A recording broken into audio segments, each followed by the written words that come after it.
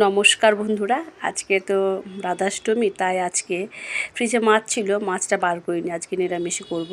তো বড় ছেলে ছোট ছেলে দুজনে অনেক দিন ধরে পুষ্পান্না খেতে চেয়েছিল, তাই আজকে একটু করে দিচ্ছি। তো গোবিন্দভোগ চালটা আমি কিছুক্ষণের জন্য ভিজিয়ে রেখেছিলাম, 15 মিনিট, তারপরে ঝরিয়ে নিয়েছি। এবার এর মধ্যে নুন, হলুদ, চিনি, আদা বাটা, ঘি সব দিয়ে মাখিয়ে রেখে দিচ্ছি। এবার আমি একটা হাঁড়ি নিয়েছি, এরকম ছড়ানো হাঁড়ি হলে খুব ভালো হয়। সেই হাঁড়িতে প্রথমে একটু সাদা তেল দিয়ে দিয়েছি, তারপরে হাফ চামচ একটু ঘি দিয়ে দিলাম।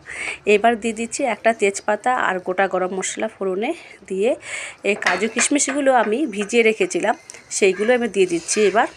এবার একটু ভালো করে নাড়াচাড়া করে নিয়ে তারপরে আমি যে চালটা ঝরিয়ে রেখেছিলাম সেইটা দিয়ে দিচ্ছি। এবার দিয়ে ভালো করে একটু নাড়াচাড়া করে নিচ্ছি, একটু ভালো করে শুকিয়ে নেব এটাকে।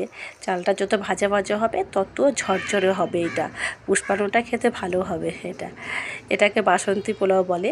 এবার আমি চালটা ভাজা হয়ে গেছে, এবার যে বাটির মাপে চাল দিয়েছিলাম সেটা ডবল বাটি আমি গরম জল করে রেখেছিলাম, সেটা দিয়ে দিলাম। এবার আমি একটু গ্যাসটা বাড়িয়ে দেব, দিয়ে চাপা দিয়ে ভালো করে জলটাকে ফুটিয়ে নেব আর ভাতটাকে করে নেব। এর মধ্যে মাপে মাপে একদম খুব ঝরঝরে হয়, এই পদ্ধতিতে করলে খুব ঝরঝরে হয়। আমি তো মাখানোর সময় দিয়েছিলাম চিনি আর নুন, এইবার আমি পরিমাণ মতো নুন আর চিনিটা দিয়ে দিচ্ছি এর মধ্যে, দিয়ে এবার চাপা দিয়ে রেখে দেবো। তো বাসন্তী পোলাও করছি, তার সাথে কিছু না করলে হয়, তার জন্য এই কটা আলু সেদ্ধ করে নিয়েছি, আলুর দম করবো ভাবলাম। দেখছি কি ফ্রিজের মধ্যে কতগুলো পটলও পেকে গেছে, তার মধ্যে দিয়ে দিচ্ছি। এবার আমার এদিকে দেখুন ভাতটাও হয়ে গেছে, বেশ ঝরঝরে হয়ে গেছে। এটাকে আমি গ্যাসটা বন্ধ করে দিয়েছি, এটাকে নামিয়ে নেব। আর পাকা পটলগুলোকে প্রথমে ভেজে তুলে দিলাম, তারপরে কড়াইতে দিয়ে দিলাম। ওই পটল ভাজার তেলটা একটু কালো কালো হয়ে গেছে, ওর মধ্যে দিয়ে দিলাম গোটা গরম মশলা, একটা তেজপাতা, শুকনো লঙ্কা ফোড়ন, তারপরে দিয়েছি আদা বাটা, কাঁচা লঙ্কা, চেরা কাঁচা লঙ্কা দিয়েছি।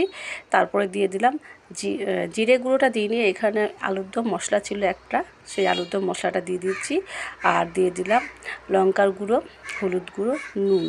আর এবার দিলাম টমেটো পিউরিটা ফ্রিজে ছিল, ওটাই দিচ্ছি। টমেটো কোনো সময় থাকে কোনো সময় থাকে না, তো তাই পিউরিটা নিয়ে এসেছিলাম, এটা কাজে লেগে গেল। গ্রেভিটাতে টমেটো পিউরি দিলে পরে অনেকটা ভালো হয়, নিরামিষ তরকারিতে গ্রেভিটা খুব ভালো হয়। তো মশলা ভালো করে কষিয়ে নিয়েছি, এবার আমি সিদ্ধ করে রাখা আলুগুলো দিয়ে দিলাম এর মধ্যে, দিয়ে ভালো করে একটু মশলাকে কষিয়ে নিচ্ছি। পটলগুলোও দিয়ে দিয়েছি একবারে একসাথে, পটলগুলো দিয়ে ভালো করে কষিয়ে নিচ্ছি। তেলটা কিন্তু কালো ছিল, দেখুন এবার রান্নার পরে কালারটা বেশ ভালোই এসছে, খুব একটা কালো হয়নি, এর কালারটা ভালোই হয়েছে। কাশ্মীরি লঙ্কা কিন্তু দিইনি, তাতেও ভালো এসছে কালারটা। জল দিয়ে চাপা দিয়ে ভালো করে আলুগুলো আর পটলগুলোকে একটু সেদ্ধ করে নেব। তো হয়ে এসছে, এবার আমি একটু গরম মশলা গুঁড়োটা দিয়ে দিচ্ছি।